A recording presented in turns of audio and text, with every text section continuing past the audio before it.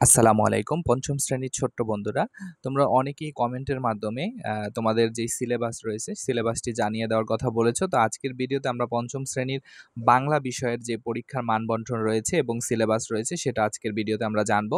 আশা করি তোমরা উপকৃত হবে এবং তোমাদের কাছে ভিডিওটি ভালো লাগলে এবং পরবর্তী কোন বিষয়ের সিলেবাস চাচ্ছ তা অবশ্যই কমেন্টে জানিয়ে দেবে।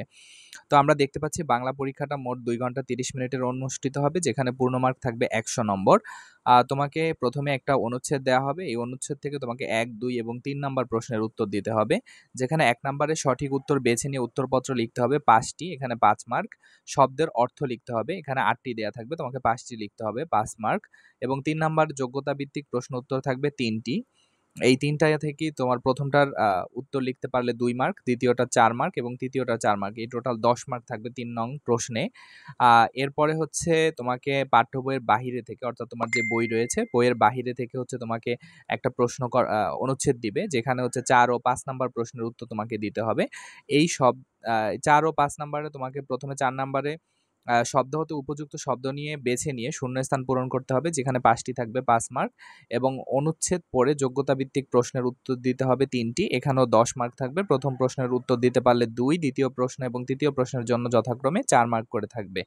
এরপরে অনুচ্ছেদ পড়ে তোমাকে এটা ৪ নাম্বারে, ৫ নাম্বারে, ৬ নাম্বারে যুক্তবর্ণ ভেঙে একটি করে শব্দ গঠন করতে হবে।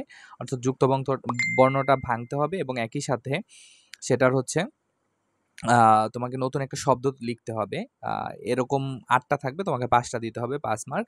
ক্রিয়াপদের চলিত রূপ লিখতে হবে অথবা বিপরীত শব্দ থাকতে পারে এখানে, ৮ টি থেকে ৫ টি, সেখানে ৫ মার্ক। এক কথায় প্রকাশ থাকবে, ৮ টি থেকে ৫ টি দিতে হবে, এখানেও ৫ মার্ক থাকবে।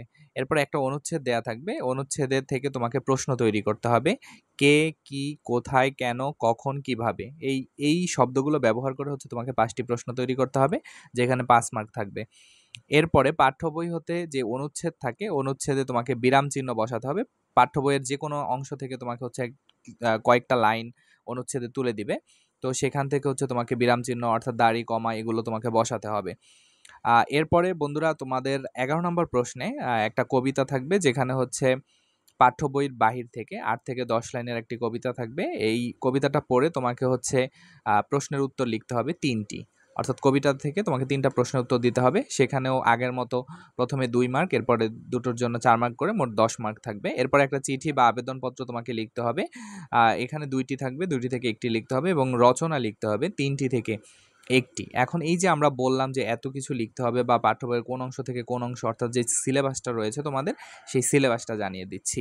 তোমাদের প্রথম প্রারম্ভিক যে পরীক্ষা রয়েছে ২০২৪ এর, সেটাতে তোমাদের ১ থেকে ৯, অর্থাৎ ১ থেকে ৪৩ পৃষ্ঠা পর্যন্ত থাকবে, বিষয় ১ থেকে ৯ পর্যন্ত। আ অর্থাৎ এই দেশ এই মানুষ হতে শব্দ দূষণ পর্যন্ত ১ থেকে ৪৩ পৃষ্ঠা। এবং দ্বিতীয় যেই তোমাদের প্রারম্ভিক মূল্যায়নটা হবে, সেটা হবে ৪৪ থেকে ৯০ পৃষ্ঠা পর্যন্ত, অর্থাৎ তোমাদের পার্ট হচ্ছে ১০ থেকে ১৭ পর্যন্ত, স্মরণীয় যারা চিরদিন থেকে ভাবুক ছেলেটি।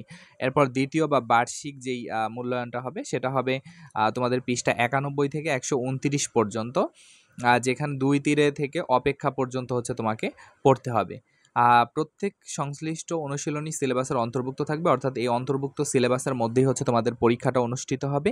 এ ছিল তোমাদের বাংলা যে সিলেবাস এবং হচ্ছে প্রশ্নের প্যাটার্ন, সেটা নিয়ে বিস্তারিত। পরবর্তী ভিডিওতে আমরা অবশ্যই তোমাদের আরেকটি বিষয় নিয়ে সিলেবাস জানিয়ে দেব। আশা করি তোমরা আমাদের সাথেই থাকবে। ধন্যবাদ সাথে থাকার জন্য।